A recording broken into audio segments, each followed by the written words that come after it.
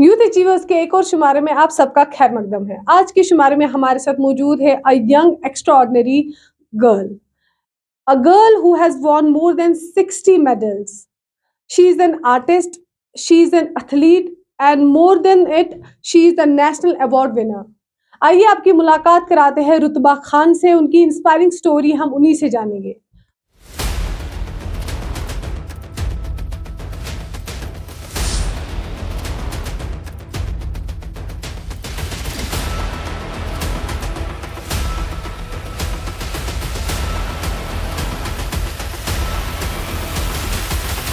रुतबा जी, बहुत बहुत शुक्रिया अपना वक्त हमें देने के लिए। थैंक यू सो मच, आपने मुझे यहाँ पे बुलाया। तो रुतबा जी, ये हमारे लिए खुशकिस्मती की बात है कि आप जैसे यंग जनरेशन हमारी कौम के लिए कुछ अच्छा कर रही है। इतनी कम उम्र में आपने इतना कुछ हासिल किया है और आगे भी इंशाल्लाह आप बहुत कुछ हासिल कर सकते हैं अपने मेहनत से। तो आपसे एक छोटा सा एक आपका इंट्रोडक्शन जानना चाहेंगे। जी, मेरा नाम रुतबा शौकत है और मैं खयाम चौक से बिलोंग करती हूँ।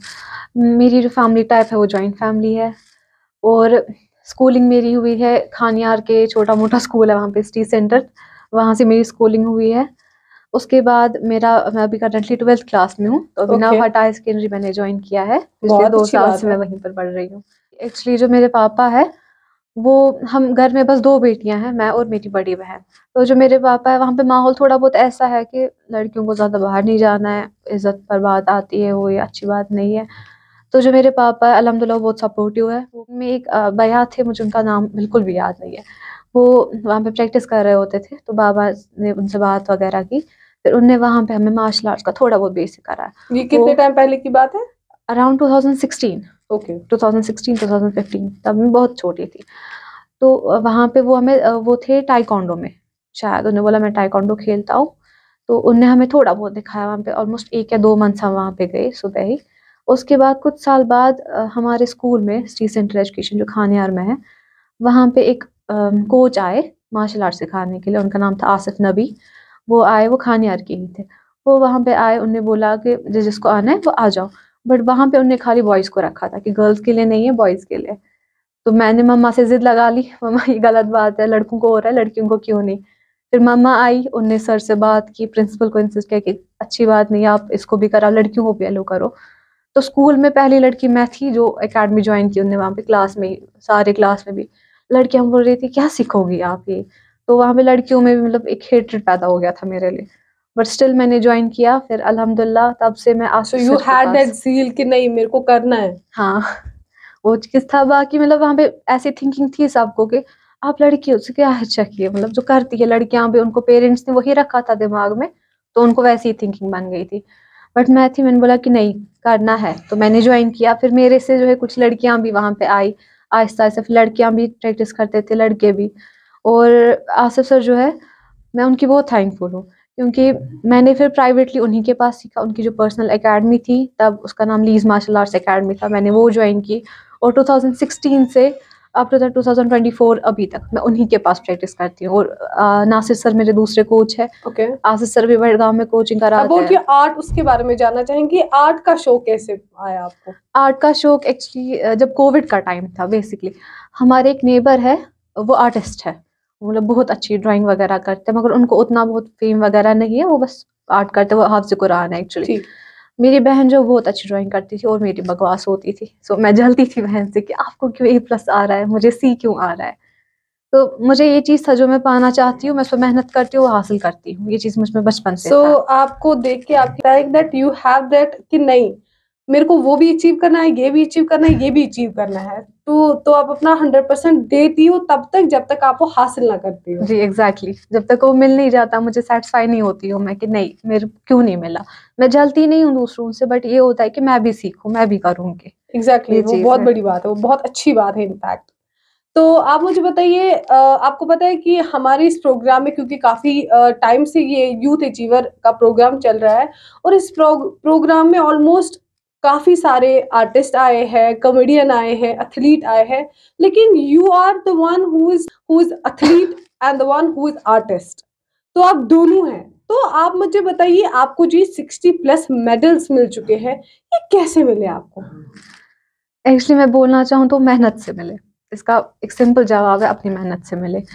यहाँ पे बाकी सब आर्टिस्ट भी है, मतलब बहुत सारे टैलेंटेड, कश्मीर में बहुत ज़्यादा टैलेंट भरा हुआ है। अब ऐसा होता है, मैंने क्या किया बचपन से, मैं कहीं पर भी कॉन्टेस्ट देखती थी, चाहे वो ऑनलाइन हो या फिर छोटा मोटा कॉन्टेस्ट, मैं जाती थी, पार्टिसिपेट करती थी, फिर जीते या ना जीते मैं पार्टिसिपेट करती थी हर एक चीज़ में। तो उसी की वजह से मैं ईयरली कम से कम 7-8 कॉम्पिटिशन में पार्टिसिपेट करती हूँ, और अल्हम्दुलिल्लाह उन सभी में मैं जीत जाती हूँ तो वाइल मेहनत से। पार्टिसिपेटिंग आपका कैसा रिस्पॉन्स रहा घर में आपके फैमिली की तरफ से, या एकेडमिक्स में आपको क्या कुछ प्रॉब्लम फेस करनी पड़ी इस दौरान? एक्चुअली कोविड के टाइम जब घर पे ही सब बैठे हुए थे, तो तब मेरा तो मैं फ्री नहीं बैठती हूँ, मुझे कुछ ना कुछ होना चाहिए, हाथ में कुछ ना कुछ करना है। तो दीवार थी वो खाली थी, आई वाज लाइक मम्मा ये बहुत बोरिंग दिख रही है। मैं गई, मैंने देखा था इंडिया बुक ऑफ रिकॉर्ड्स, ये थे ऑनलाइन अवार्ड शो था। तो मेरा था कि गिनेस में नहीं जा सकती हूँ तो इसमें जाऊंगी, ये ठीक। बेसिक लेवल है, इसमें जाऊंगी पहले। तब मैं 5th क्लास में थी। ठीक। तो मैंने मार्कर उठाया, विदिन 2 आवर्स मैंने दीवार पे एक ड्रैगन ड्रॉ किया था। ओके। तब मुझे नहीं आता था ज्यादा, तो मैंने इंडिया बुक ऑफ रिकॉर्ड्स में उसी कोविड के दौरान एक रिकॉर्ड बना दिया, जिसकी वजह से सभी, मतलब एक शौक लग गया था सबको कि इसने ये घर में कमरे में बैठ के कैसे कर दिया, ये कैसे हुआ। एंड द वन फिर हु आए वाज़न्ट एन आर्टिस्ट। वही, तब तो मुझे आता भी नहीं था, वही पेंसिल से थोड़ी ड्राइंग स्केचिंग वगैरह। पहले डांटा भी मम्मा ने कि आप क्या दीवारें खराब कर रही हो, मैंने बोला मम्मा मेरा कमरा है, मुझे करने दो। उसके बाद जब बनाया बनाया वो मंडेला आर्ट मैंने ड्रैगन में मिक्स कर दिया, मंडेला आर्ट, ओके। और उससे मैंने रिकॉर्ड बना लिया। सो मैंने अपना नाम इंडिया बुक ऑफ रिकॉर्ड्स में कोविड के टाइम पे दर्ज करा बहुत लिया। बहुत बड़ी बात है, बहुत बड़ी अचीवमेंट है। तो आप मुझे बताइए कि जब आपने अपना ये जो टैलेंट है, ये आपने नेशनल प्लेटफॉर्म में जब आपने शोकेस किया, तो वो फील कैसा रहा? फील तो मतलब बहुत अच्छा ही होता है कि अचीव करते हैं। पहले-पहले जब मैं करती थी तो ऐसा था कि क्या है ये, ज़ाया है आप कर रहे हो सब कुछ। बट मुझे खुद में बिलीव था, मेरे पेरेंट्स को मुझ में बिलीव था, and I am thankful to my mother family. वहाँ पे बहुत सारे एजुकेटर जो मेरे कज़िन्स हैं, जो बड़े-बड़े पोस्ट्स पे हैं, उन सब ने पेरेंट्स को एनकरेज किया कि अच्छी बात है आप करो। तो उनको देखकर भी आई वाज़ लाइक कि नहीं मुझे भी कुछ करना है, कुछ नया करना है, कुछ डिफरेंट करना है। तो यही फिर अवार्ड जीते धीरे-धीरे, तो बहुत प्राउड फील होता था। मतलब जो मेरे पहले-पहले अवार्ड्स आए तो मेरी मम्मा ने रोया है बहुत ज़्यादा। ओके। दैट वाज़ लाइक, वो प्राउड थी कि नहीं इसने किस फैमिली में, कौन-सी, हम किस फैमिली से बिलॉन्ग करते थे जहाँ पे लड़कियों को ज़्यादा नहीं होता था ये सब कुछ। वहाँ पे इसने क्या किया, मेरे बच्चों ने वहाँ पे क्या किया। तो बहुत ऑब्वियस सी बात है, बहुत बड़ी बात है। तो आप एक एथलीट हैं, आप एक आर्टिस्ट हैं। अगर आपसे बताया जाए कि इन दोनों में से, इन दोनों फ़ील्ड में से आपको कौन-सा चूज़ करना चाहिए फॉर द फ्यूचर, आप कौन-सा चूज़ करेंगे? मैं दोनों के साथ ही जाऊँगी, मैं कोई एक चूज़ नहीं करूँगी। मैं दोनों चाहती हूँ, क्योंकि एज़ एन एथलीट जो है मैं फिज़िकली फिट रहती हूँ। लड़कियों के लिए एज़ अ एथलीट में बहुत ज़्यादा, और मार्शल आर्ट सेल्फ डिफेंस के लिए बहुत ज़्यादा है। जो आजकल कश्मीर में हो रहा है, ड्रग इतना ज़्यादा बढ़ गया है, वो सब कुछ। तो लड़कियों के लिए सेल्फ डिफेंस बहुत इम्पोर्टेंट है, चाहे वो बाहर जाए या कुछ भी। सो एज़ एन एथलीट मैं अपने लिए पर्सनली, अपने लिए मैं कंटिन्यू करना चाहती हूँ, और मैं चाहती हूँ कि पेरेंट्स का ये होता है कि अगर लड़कियों को भेजना है सीखने के लिए तो लड़के के पास नहीं भेजेंगे। ओके। मतलब उनको होना चाहिए कि फीमेल कोच है तो ठीक, और फीमेल कोचेस बहुत कम है कश्मीर में। मैं चाहती हूँ कि मैं लड़कियों को ट्रेन करूँ उनके अपने के लिए वैसे, और एज एन आर्टिस्ट वो मेरा है कि मैं उसको आगे तक लेना चाहती हूँ। कश्मीर में ज़्यादा नहीं है आर्ट का, बट स्टिल मैं इसको मतलब फ्यूचर तक लेना चाहती हूँ। मैं चाहती हूँ मैं बच्चों को सिखाऊँ और इस कला को आगे बढ़ाऊँ। किस टाइप का आप आर्ट करती हैं? आर्ट में मैंने स्टार्ट किया था स्केचिंग से, पेंसिल, पहले तो बेसिक हर एक का पेंसिल ही रहता है। तो मैंने स्केचिंग किया, मैं पोर्ट्रेट्स करती थी, चारकोल पोर्ट्रेट्स करती थी ग्रेफाइट से। बट फिर एज़ आई सेड कि हमारे एक नेबर जो है वो हाफ़िज़ कुरान थे, वो आर्टिस्ट थे। उन्होंने मुझे बाबा को पकड़ा, बोला कि इसकी लाइन अच्छी है, ये अच्छी जगह कर रही है, मगर इसको बोलना कि अपने दीन का ख़्याल रखे। तो वहाँ पे मैंने देखा कि जो शक्लें हैं वो बनाना इस्लाम में हराम है, चाहे बिल्कुल। फेसेस। तो मुझे वहाँ पे हो गया था यार, अब मैं क्या करूँगी? मैंने मेहनत की इतनी ज़्यादा सीखने के लिए, और आप मुझे बोल रहे कि ये छोड़ दो। तो वहाँ पे मुझे हो गया था। फिर मैंने खुद पढ़ा इस्लाम कि नहीं, फिर मैंने देखा आर्ट बंद है, मतलब ये शक्लें बनाना गुनाह है, तो मगर ड्राइंग करना तो हराम नहीं है। हम अपने कश्मीर पर ही देखिए, इतना खूबसूरत है, हमें शक्लें ड्रॉ करने की ज़रूरत है ही नहीं। तो मैं कश्मीर से ही इंस्पायर हुई हूँ, लैंडस्केप्स, ज़्यादातर मैं माउंटेन्स पे जाती हूँ, जो कि हमारी तो वादी कश्मीर ही है, इसमें पहाड़ों के अंदर ही है सब कुछ। तो मैं ज़्यादातर मेजॉरिटी में लैंडस्केप्स में ही घुसी, तो इससे मैंने अपनी पेंटिंग सीखी। मैं एक्रेलिक्स में भी कर रही हूँ, ऑयल में भी मेरा अच्छा होल्ड है, ऑयल पेस्टल्स में भी, ऑयल कलर्स में भी, वाटर कलर्स भी मैं करती हूँ। तो अल्हम्दुलिल्लाह आर्ट में मैं बहुत सारे इनमें करती हूँ। बहुत अच्छी बात है। तो आप मुझे बताइए कि जैसे आपने बोला कि I wasn't a born artist, ये आपने सीखा हुआ, तो जी। कहाँ से सीखा आपने? मैंने खुद से सीखा है, यूट्यूब से आज इंसान कुछ भी सीख सकता है। जब कोविड का टाइम था तो सब घर पे बैठे थे, आई रिपीट। तो हमारे जो यही नेबर थे आर्टिस्ट थे, लाइक कि सब लोग कुछ ना कुछ कर रहे हैं, मैं भी सीखूंगी। और बाबा जो है वो कश्मीर आर्ट के साथ करता था। तो ठीक। मेरा है कि बाबा के बैग्स वगैरह, शॉल्स वगैरह होता है, वह बाबा का अपना है, मेरी भी कुछ पहचान होनी चाहिए। मैंने कलम उठाया, ऐसे स्केच करना ट्राई किया। मैं गई नीचे दादू के पास, वो बैठे थे, मैंने उनको बैठे बैठे ड्रॉ कर दिया और बाय चांस वो ऑलमोस्ट 80% मैच कर गया। उसके बाद मैंने प्रैक्टिस की और आज तक ऑलमोस्ट 8 साल, 6 साल, 5, मतलब ऐसे काफ़ी साल हो गए। प्रैक्टिस से ही इंसान बनता है। खुद ही प्रैक्टिस की, खुद ही सीखा और खुद ही मैं बनी हूँ। बहुत अच्छी बात है। सो आप एक इनबॉर्न टैलेंट नहीं था आप में, और आपने धीरे-धीरे अपने आप पे इतनी मेहनत की कि आप एक टैलेंटेड गर्ल हो। सिर्फ़ एथलीट में और सिर्फ़ इसमें नहीं, बल्कि आप कुछ आगे भी फ्यूचर में कुछ और भी करना चाहेंगी। तो क्या था होगा वो? फ्यूचर अदर में than athlete, other than artist? Future goals actually देखे जाए तो बहुत सारे हैं। एक्चुअली मेरे पापा बिजनेस करते हैं, तो मेरा बिजनेस माइंड भी है। मैं बचपन से ही शॉप संभालते आ रही हूँ बाबा की, बिजनेस में 100%। मेरा छोटा भाई भी है, मगर आई गेस कि बाबा बोलता है कि ना चांद खुदा चाहिए है आत्मास। मैं जाती हूँ तो बिजनेस का भी है मेरा। सोच रही हूँ कि इंशाल्लाह बाबा का उनका बिजनेस भी मैं खुद ही हैंडल करूँ। यहाँ से अपने शौक है वो सारे भी करूँ। और मेरा एक ड्रीम है कि जो ड्रीम्स मेरे माँ बाप फिल नहीं कर पाए, अपनी लाइफ में पूरा नहीं कर पाए, वो मैं पूरे करूँ। तो रुतबा जी, मैं आपकी इंस्पिरेशन की दाद देती हूँ, आपकी मोटिवेशन की बहुत ज़्यादा दाद देती हूँ। लेकिन कहते हैं ना कि हतन गार्डन हको न थापदे, तिल हको न कहीं रेटे, ये आम कहावत है। तो इसी तरीके से आप बोल रही हो कि मैं एथलीट को भी कैरी ऑन करना चाहूँगी और मैं आर्टिस्ट को भी कैरी ऑन करना चाहूँगी, तो कहीं आपको नहीं लगता है वो हिंड्रेंस बनेगा दोनों के लिए? एक्चुअली ये मेरी लाइफ में बन चुका है। मतलब पहले जब मैंने किया तो आर्ट का उतना तो है नहीं, मैं बस एथलीट, सारा फ़ोकस मैंने स्पोर्ट्स पे दिया था। उसके बाद मैंने आर्ट स्टार्ट किया है, पहला मेरा स्पोर्ट्स ही था। तो देखा जाए तो अगर दोनों चीज़ों को हम प्रॉपर्ली करें, तो दोनों हैंडल कर सकते हैं। मगर उसके लिए आपको कंसिस्टेंट रहना है, प्रैक्टिस कंटिन्यू रखनी है। एज़ अ एथलीट मुझे लगता है वो ज़रूरी है। मॉर्निंग 1-2 घंटे प्रैक्टिस कर लिया, वो आपका कंटिन्यू रहेगा। फिर जब आपका फ्री टाइम होता है, आप तब ड्राइंग कर सकते हैं।